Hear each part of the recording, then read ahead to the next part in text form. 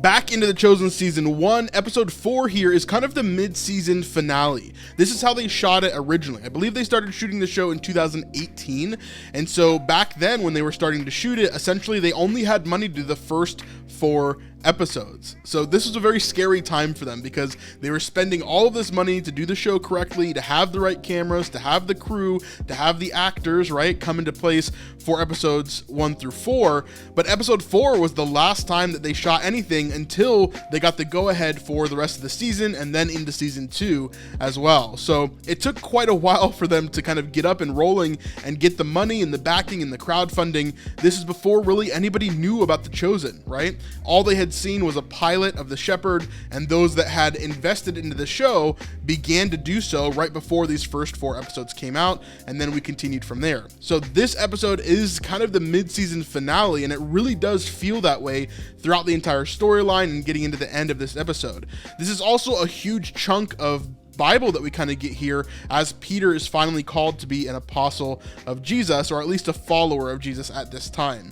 And so it's a really cool moment here when we finally get some really deep Bible moments, because really the only other things that we've gotten biblically from the show so far in the first few episodes was possibly Mary Magdalene kind of joining, and then obviously some references to certain pieces of scripture, but not an actual biblical storyline within the story of the show. So anyway, this is where we first kind of get there. A lot of things kind of happening all around, but let's jump in. Let's dive into this and talk about episode 4 of season 1. So first things first, we pick up with Simon doing his mission that he said that he was going to do for the Romans, right? We see him on this boat as he's leading the Romans to go find these fishermen on Shabbat. So this is Shabbat night. This picks up directly after episode 2 when Simon leaves the Shabbat table from Eden and Andrew, and he begins to go with the Romans and find these fishermen. He finds this bobber here, which we see very quickly is associated with Zebedee. And so we see this one here.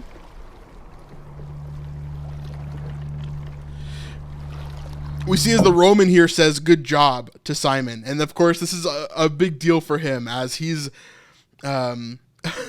probably not very excited about that, helping a Roman and the Roman being glad that he's helping him there.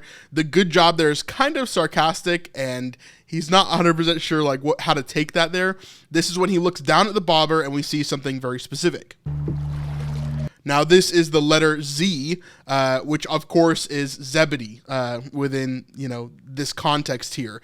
Zebedee meaning the family that owns this bobber, which is part of a fishing net, part of a drag net that would go through the water and capture fish. It's obviously fallen off at some point and is just bobbing in front of this boat here. So Peter sees this, and then he makes the decision to no longer help the Romans, but to kind of sabotage them as kind of slyly as he can here.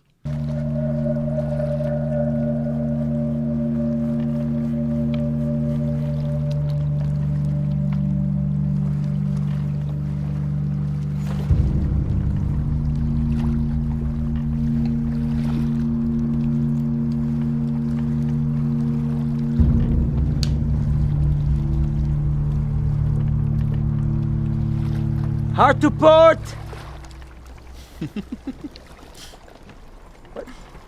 This way! So you can see that the Romans don't really know what they're doing as it comes to seafaring, right? We hear Quintus talk about this a little bit later, but he doesn't have very many men that are great at being on the water, right? They're used to being on land and fighting wars and doing these different things, but he doesn't have very many soldiers that are, able to navigate on the water, which this points out here too. We see that Simon obviously is trying to tell them to go a specific direction, and they don't know which direction he's saying because he's using nautical terms here.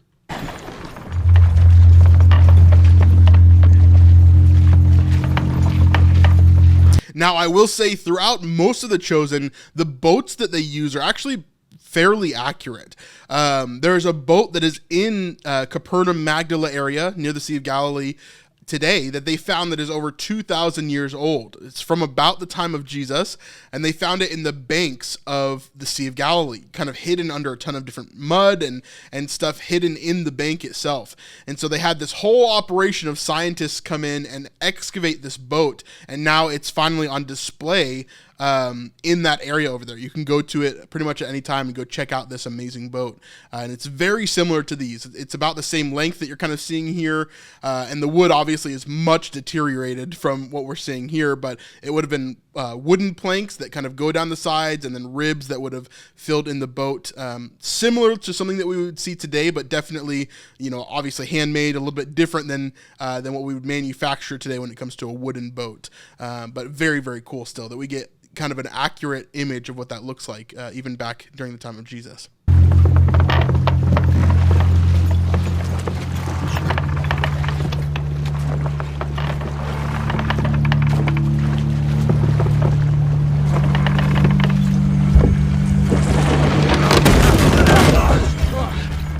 So here, you stupid Sura. we see that Simon obviously brings them into a sandbar. He kind of blames them for it in their, incompetency.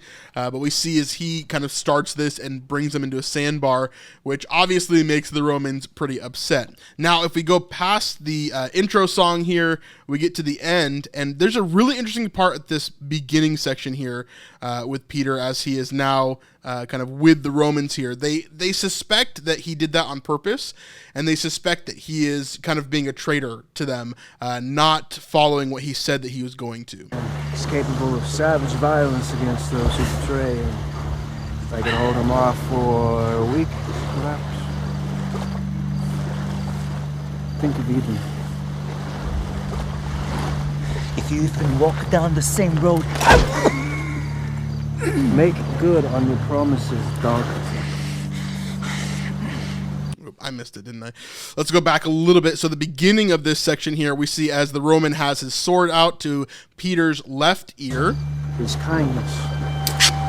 And he actually cuts off a small piece of it. Now, this is nothing that, it continues on into the future. We don't see a scar on Peter's ear later in the series, really. Most of the time his ears are covered up because he has longer hair, and so we never really see this again. My guess would be that he does in canon have some sort of scar on his left ear that perpetuates throughout the rest of the series, but it's obviously not a huge point throughout it. Now, throughout all of this episode, in particular, episode 4, since it's so focused on Peter, there are a lot of things that point towards the future of where Peter will go and what he will do. And of course, this is one of those things. In season 5 or season 6 of The Chosen, we are going to get a moment that is very reminiscent of this moment, right? Where it's Peter that's the one that is attacking someone else's ear, right?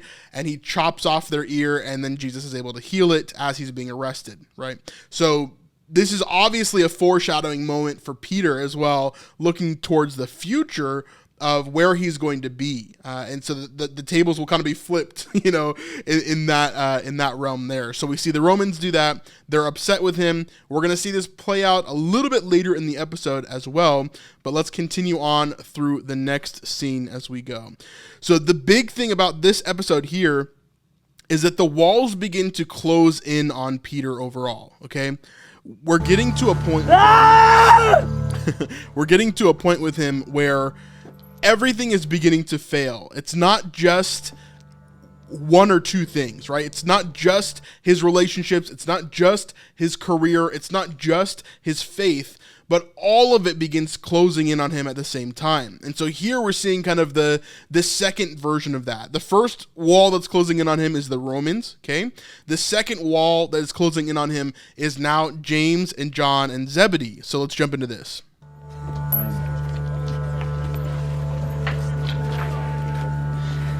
thanks for coming, Zebedee. Oh, the boys didn't have to twist my arm too hard to get me to have a drink. Is that business or pleasure? And this? No, ran out of bait. Figured I'd give my ear a try.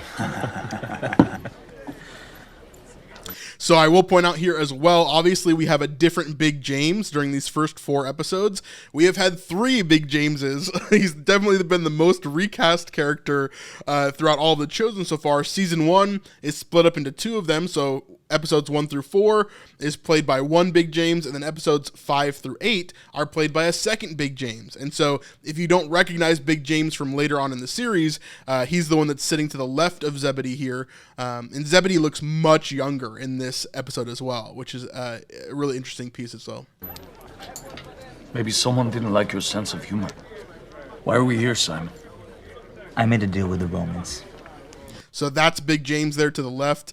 Now, of course, Simon is kind of revealing his plan here, what's kind of going on. And of course, this becomes an issue because Zebedee is the one that he just found out is fishing on Shabbat. So let's see how this goes. Romans. Simon. Doesn't say anything about any deal to us, Sabah. You see the wound? Doesn't look like Simon gave them what they wanted, does it? Use your brains. Go on. I owe taxes. We all do. A lot. They were set to take the boat, our houses, Or? give up a fleet fishing on Shabbat. You knew about this? Thank you for your honesty, Simon. If I may return the favor, I'm shocked you'd even show your face here, much less ask me to join you. I won't argue that. I'm trapped, but puts me in a valuable position. Really? Now tell me, what's the value of a dead traitor? So this is a very big key section of this as well. We see that Simon is approaching Zebedee and James and John because they are the owners of this fishing kind of conglomerate, right? We don't even know really how big Zebedee's fishing business is, but it seems to be pretty large because he had several boats out fishing on Shabbat, just the night before. And so we see as Simon is trying to figure out this whole process, right? What is he going to do to get out of this? He needs to do one of two things. One, he either turns on his Jewish brethren and he does what he tells Quintus he's going to do, which is to turn them in and to get rid of these fishermen on Shabbat so that Quintus can get his full range of money during the weekdays, right? And then secondarily, he needs to if he doesn't do that, right, if he doesn't become a traitor to his people, he needs to come up with some sort of money in order for him to resolve his debts, right? So right now he's going to give Zebedee a ultimatum because he's saying to Zebedee, okay, either I turn you in or you give me something to pay my debts, okay? And so that's kind of where we are right here. Hey, real quick, if you're enjoying this video, a great free way to help is just to watch the rest of this video, all the way to the end of the video if you can, and then if you really like us, you can watch another video after that. This will tell the YouTube algorithm that you like our channel and that our channel is good enough to share with other people, and it would really, really help us out. But if you want to go above and beyond, you can go to snipesupport.com and pledge $5, $10, or $25 a month and really help us out on a consistent basis to put out more videos just like this. Anyway, let's get back to the video. I'm not a traitor. You're finished on the docks, Simon. Leave him. Come on, Abba. I know their plans, Zebedee. They're coming for you. They're playing you, kid. Sorry, I can't help. So Zebedee declines to help him here, and we're going to get into a little bit deeper. You fished the Gergesa shore last night.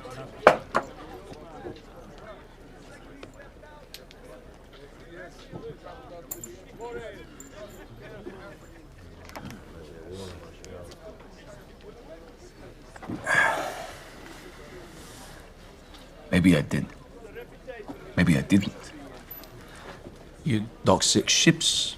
Pretty soon, everyone in the hammer knows where you were. What they can't tell you is where I'll be next time. There was only 3 ships, Zebedee. I was practically in your wake with some soldiers. Many more waiting on shore for you to offload. You can see how much different Zebedee is here. James and John as well, but Zebedee in particular, he is so much more, I don't know the right word, really. It would be very strange for a Jew to act like Zebedee is acting in a lot of different ways. One, he's fishing on Shabbat, which I don't think any of the Jews during this time would have done that. That would have been like cultural suicide. I know in the show it seems like, oh, you have to go searching for these ships that are out on the Sea of Galilee, right? And it's this massive thing. You have to go search for them. But honestly, if there was someone fishing on Shabbat on the Sea of Galilee, anybody that's on the shore could pretty much just look out and see them. It's not a very massive body of water. Like, it's pretty big for a lake, right? But it's a lake. It's not an ocean, okay? So you can see across it pretty much every way, except for maybe from the very north to the very south. But anywhere that you're fishing near Capernaum, you'd be able to see any boats that are out in the water, pretty much. And so, especially if it's nighttime and they have torches on the boat and things like that, for sure you'd be able to see them. But here, Zebedee is like really acting really defensive, first off, and then secondarily, he's very much like harsh. Like, he's very much a fisherman, which is not really how we see him later on in the series. He's way more of a dad. He's way softer. He's really, really helpful when it comes to a lot of these different things. But here in this situation, Zebedee is being extremely selfish, right? He's not wanting to help Simon because that means he would have to give up his own money, his own income, his men's income that work for him. And so he's in a different area here. And so Simon is really having to push him on a personal side in order to get him to kind of bend a little bit towards what Simon wants overall. How did he make it out of there? I made sure the boat had an unfortunate accident, then lost part of my wife's favorite ear. Thanks, friend. No, don't thank him. He chose to deal with Rome. So what was your play gonna be, huh? Are you shopping around for an ally? Someone to take you on in exchange for turning over his competitors? No, it's way stupider than that. Won't you? So Zebedee's saying, okay, what's your plan? Are you trying to get me on your side so that I will be a traitor to someone else, to another fishing vessel that's fishing on Shabbat? And then Andrew's like, no, it's worse than that. To turn over your catch. What did he say? Wait, turn it over to who? To me. Then you stay off the sea on Shabbat. For a while, anyway. I could tell Quintus the problem is solved. So here, you have to understand what Simon is doing here, right? Simon is not just working with Zebedee because he feels like it's the best plan, right? He's trying to worm out of this whole situation, okay? So this is a horrible situation he's in. He's made a deal with Rome, which he can't fulfill because if he does, that is social suicide for him, right? He would be shunned by everybody that he knows, and no other Jews would ever work with him again. And he wants to be faithful to the Jewish people, right? We've seen that throughout the whole entire series, but especially in this first season, we see that for sure. And so he wants to be faithful to the Jewish people. He wants to protect Zebedee in particular because he knows James and John very well. They're all very close, right? However, he also has to deal with the situation. He doesn't want his family to be imprisoned because he can't pay his tax debt. He doesn't want Andrew's house or his house to be repossessed, right? Because he can't pay his debts. And so he's going through this whole situation, trying to worm his way through it. So what is he doing here? He is not surrendering to God. He's not seeking out God's guidance in all of this. He's trying to figure out his own way through it, right? And so this causes a lot of issues for him because he is not doing things the correct way. He's not running towards God. Instead, he's trying to put the puzzle pieces together in the best human way that he can, which is to make other people more traitorous than him, right? He's going to work with Zebedee, and Zebedee is going to help him to kind of worm out of this tax debt by giving him fish, and then I won't turn you in, Zebedee, but then you're going to have to stop fishing on Shabbat for a little while, and then we'll trick Quintus into thinking that I stopped you on Shabbat, and that way I can pay off my debt, and Quintus will give me gratis as well, and all of this stuff will work out, right? He's trying to worm his way through. I'm sure that you've been in a similar circumstance where you're like, you've done something wrong, or there's a sin in your life or whatever, and you're trying to worm your way out of it in the best human way possible, right? When you know what you really need to do is just to surrender. But Simon does not want to surrender. Every single thing that he does in this episode is trying to find solutions to his problems without going to the real source of the solution, which of course is God. And so we're going to see that over and over again here.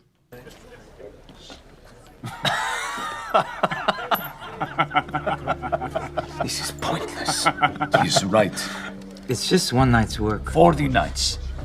One for every man that made the sacrifice to be away from his family. So you hear that? So Zebedee has 40 men working for him on Shabbat. This is pretty crazy because the population of Capernaum is like 1,500 people. So if 40 different men's families had their men disappearing on Shabbat, this would be a pretty big thing. So I would say on the realism scale, in terms of Jewish culture for The Chosen here, this is probably like a 2 out of 10. But of course, for the story, it really works well here. All 40 went home in the morning because of me. Yes, Simon, because you couldn't bear it if you ruined us as you ruined yourself. We owe you a great debt for that. But I cannot repay you by stealing food from the mouths of my men. I'm sorry. So that's kind of where we end things there with Zebedee. He basically says, hey, no, I'm not going to work with you. If you're going to turn me in, you're going to turn me in, but I'm not going to be a traitor. You are, essentially. And so he kind of gets to that point where that's what he's deciding to do. And Simon has to figure out what to do from here. Now, we're not going to talk about this scene in tonight's breakdown. However, we will kind of jump into it a little bit just to talk about it. Matthew is meeting with Quintus. We get this whole scene here where Matthew meets with Quintus, and Quintus asks him basically to spy on Simon. He wants to know exactly what Simon's doing, where he eats, where he drinks, who he talks with, right? What is he doing during the day? Is he actually doing what Quintus has asked him to? Because he has a suspicion that Simon is backstabbing him, what is the word? I can't think of it right now, but he's going back on the deal that they had, right? And so Quintus needs Matthew to basically follow him around and to track his positions and see what he's actually doing. So that is what Matthew does for the rest of the episode. He tracks Peter down and sees what he's basically doing throughout the rest of it. As we continue on, we see another scene that we're not going to really dive into tonight because it's just not super important for where we're going to be. We'll probably talk about it next episode, and that is Nicodemus and Shmuel talking about John the Baptist. This is the first time that we really get into who John the Baptist is from the Pharisees' point of view, and double crossing. Thank you, my wife in the chat. But this is where we really get to understand the Pharisees' point of view of John the Baptist. This is where we hear that John the Baptist called them a brood of vipers. This, of course, is a horrible insult to the Pharisees, and John did not like the Pharisees whatsoever. He saw them as very pious and out of touch and way too legalistic and doing things that they shouldn't, basically, being way too haughty and full of themselves.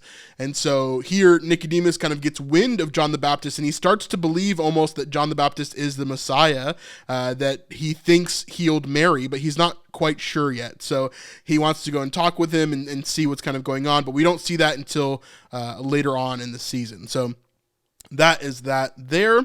Then we're going to jump over to the next scene, which is quite interesting. Now, I want you to keep in mind, right here is where there is a deleted scene that happens right here in between this scene with the Pharisees and the next scene that we're about to see. Now, we're not going to talk about the deleted scene in this episode, but come back for our next video and we're going to talk about it there. So make sure you stay tuned for that. Subscribe if you haven't already so you get notification whenever that video is posted. But the deleted scene kind of carries into this as well and shows us a little bit more of something that we didn't really get a hint of in the original season 1 airing. So it's quite interesting. So come back for that for sure. Anyway, that happens right here in between these two scenes right here. Now we see as Simon walks home from the hammer after talking with Zebedee and all of that, and now he is interacting with his family, where something pretty insane is happening here. What's this? There he is. Josephat, Avram. Simon. What happened to your ear? There's a cut on it. What's going on? Simon, we are brothers here. Yes, if you ever find yourself in need of anything. Look, if this is about what's going on in the docks, I don't know what you've heard. It's just a misunderstanding. That line right there will actually make more sense with the deleted scene, but that kind of picks up where Zebedee left off, where Zebedee and John and James were like basically saying, hey, watch yourself, because obviously news is going to spread about what Simon is doing. All right, it's business. What's wrong at the docks? I lost the lure. What's up? Ima is sick. Ima? What happened? She's coughing in fits. She has no strength to do anything. And yet she does not sleep. She's spitting up blood. I understand. We just saw her last Month. Simon, it's been a month since you have visited Ima. You know how it's been work, and I know I haven't been a good...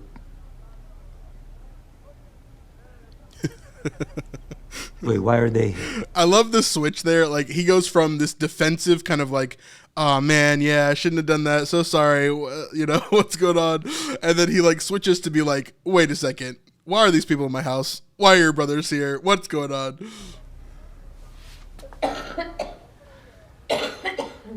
No. Look, I love your Ima like she was my own.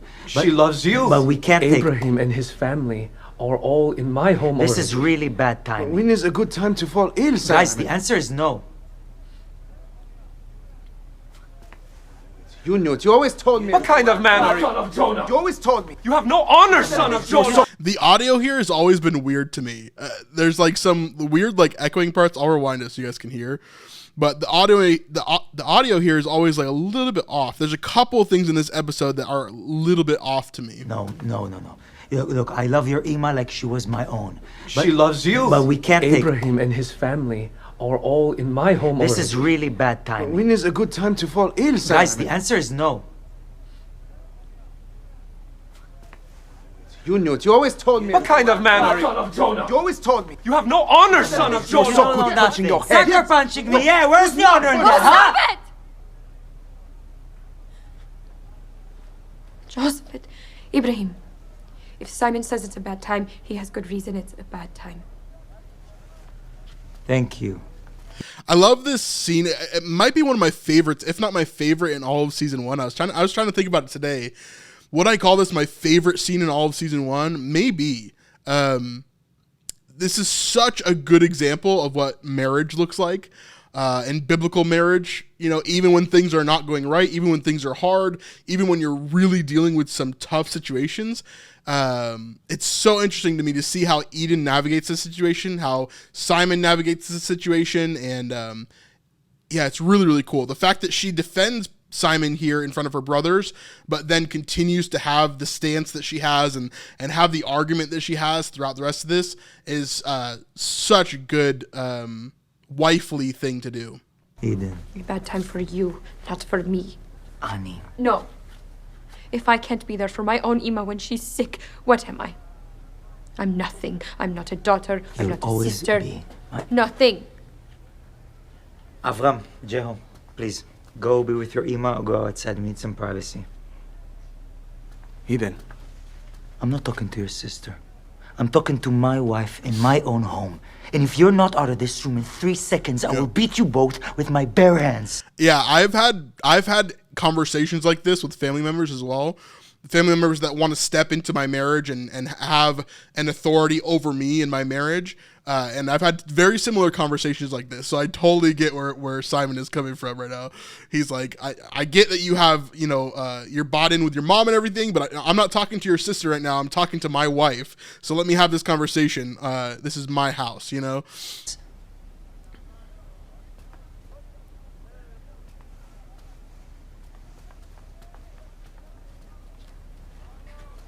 I can't do this anymore.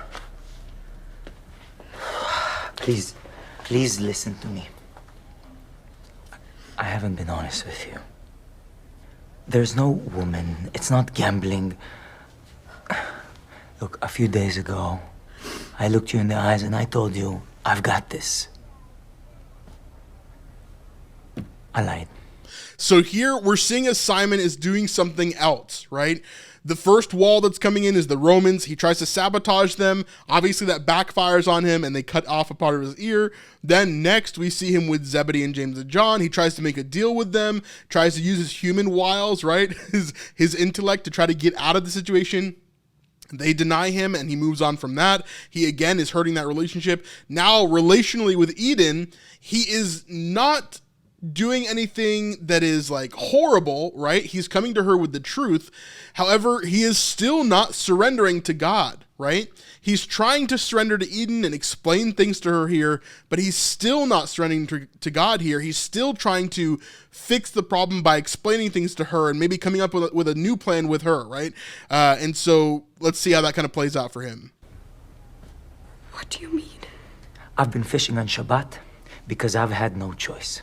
Andrew has text dates. I've got text dates. We haven't been able to keep up.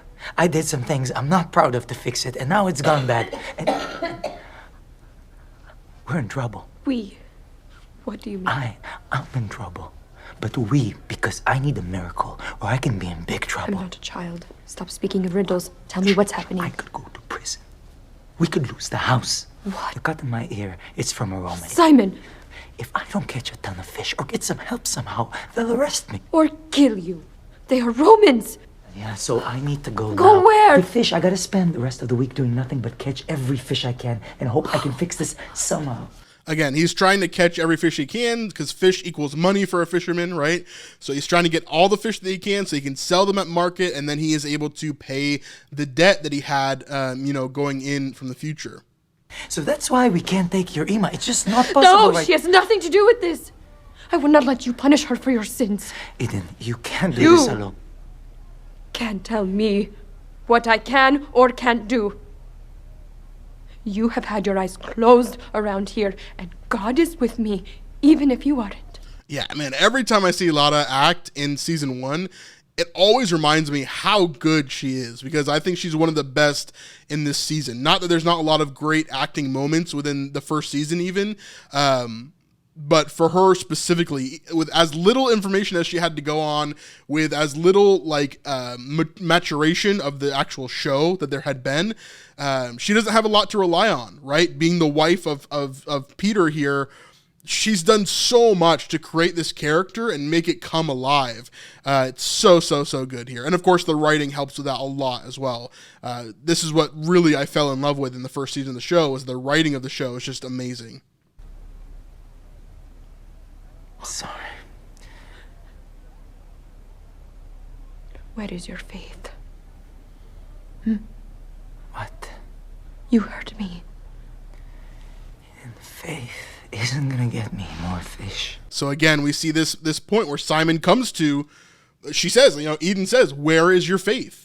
And Simon's like, "That's not what I need right now. Like, I'm not even in that part of my brain, right? That's a totally separate thing. I'm leaving faith over here, and right now I'm dealing with, I need money, I need fish, I need security, I need to protect my family, right? This is a completely separate thing. So let's stop talking about faith. Let's focus on the problem here. Fix the problem, right? This is often how guys do things as well, right? We try to fix the problem. We try to focus on what's going on and fixing that in our own strength, when oftentimes we just need to go to God and allow him to help us through the situation. But it's hard sometimes. I'm not talking about tonight. I am talking about long before tonight. You've been different.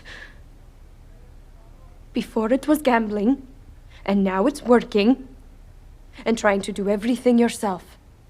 The popular Simon, fixing everything and charming everyone all by yourself.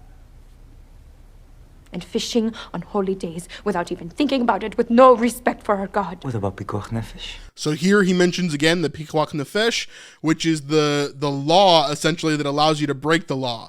And so that is, if someone's life is in danger, you're able to save them. So for example, when someone tells Jesus he's not allowed to heal on the Sabbath, right? The reason for that is because that person was not in danger of losing their life.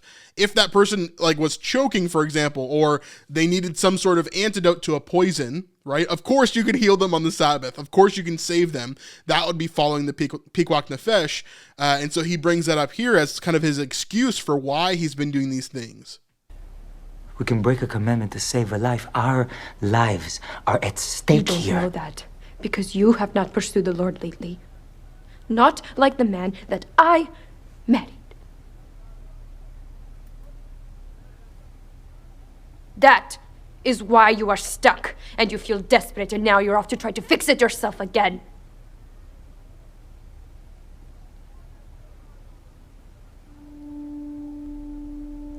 So go. I don't want you here tonight anyway. I'm sorry. I know you're sorry. I know. And I'm glad you're at least honest with me. But no more talking. Maybe God can get your attention now. So we see that scene there. Again, it's one of my favorite scenes. So good. I think the writing for Eden here is just the perfect writing for a wife figure. Someone who is the helper, right? We see this idea in scripture of the wife being the helper, but not in a way that is always someone who is like secondary or someone who is just meant to hold the hand of the husband and kind of show them where to go or help them along the way, right? The idea of this helper is someone that opposes, right?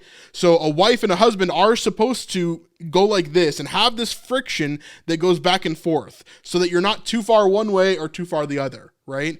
And so a good wife will oppose her husband in a way that is loving, respectful, and someone who is helping them to grow, right? And so that friction is needed. And so Eden here, I think, is doing a great job of that, where she's saying, what you're doing is not right. Here's where you're going wrong. You don't have faith. You don't have trust in God.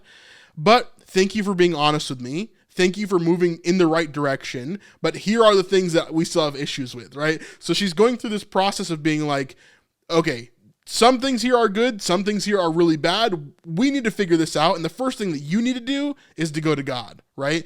But what does Simon do here? He still does not go to God. He still doesn't do it.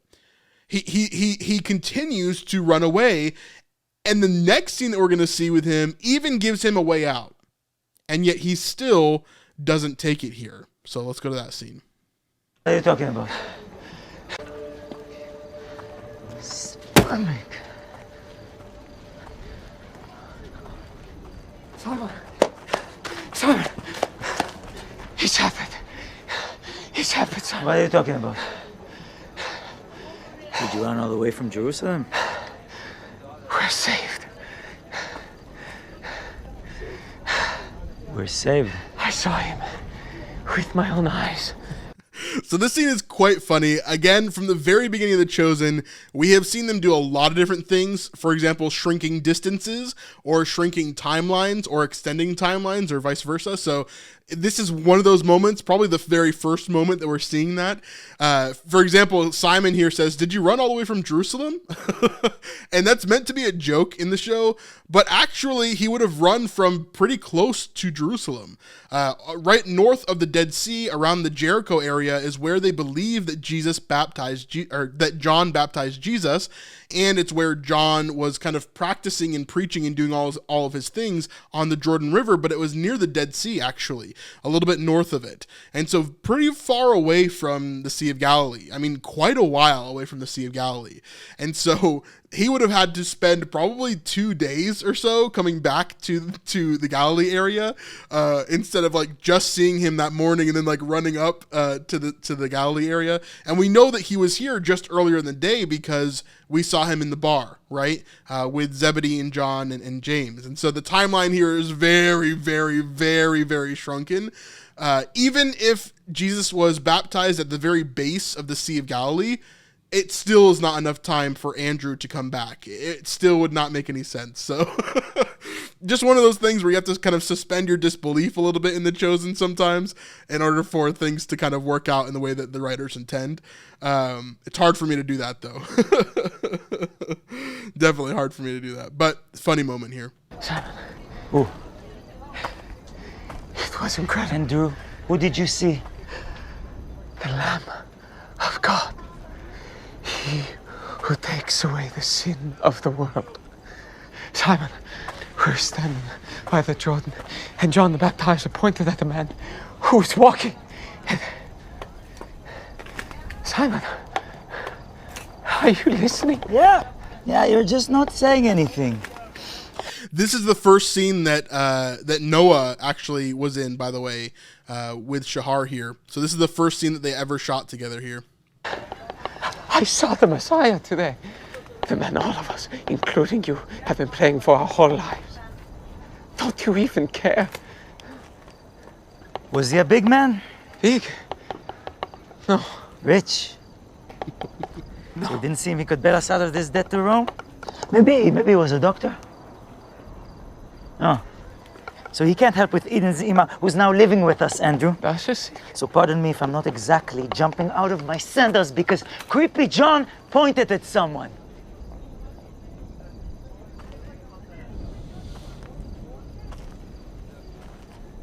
You're scared.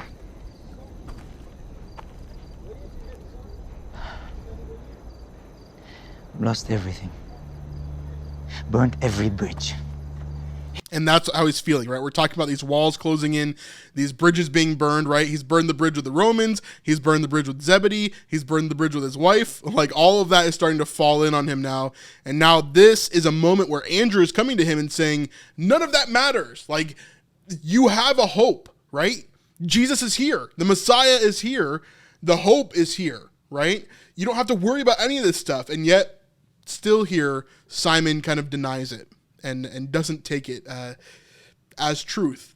It doesn't matter. The Romans don't matter if the Messiah has arrived. Anything is possible now. Don't you see? That'd be nice. Where are you going? Go ahead, Eden. Your brothers are trying to cook. I can smell it. Her brothers are trying to cook. I can smell it. So that is where we're going to end part 1 for Peter here. You can see that he's burnt all these bridges. All of these different relationships that he has, all of the angles of his life are all falling in on him, right? His friends are against him. His wife is against him. The Romans are against him. Of course, the tax collector, who he's going to talk to in just a second, is against him.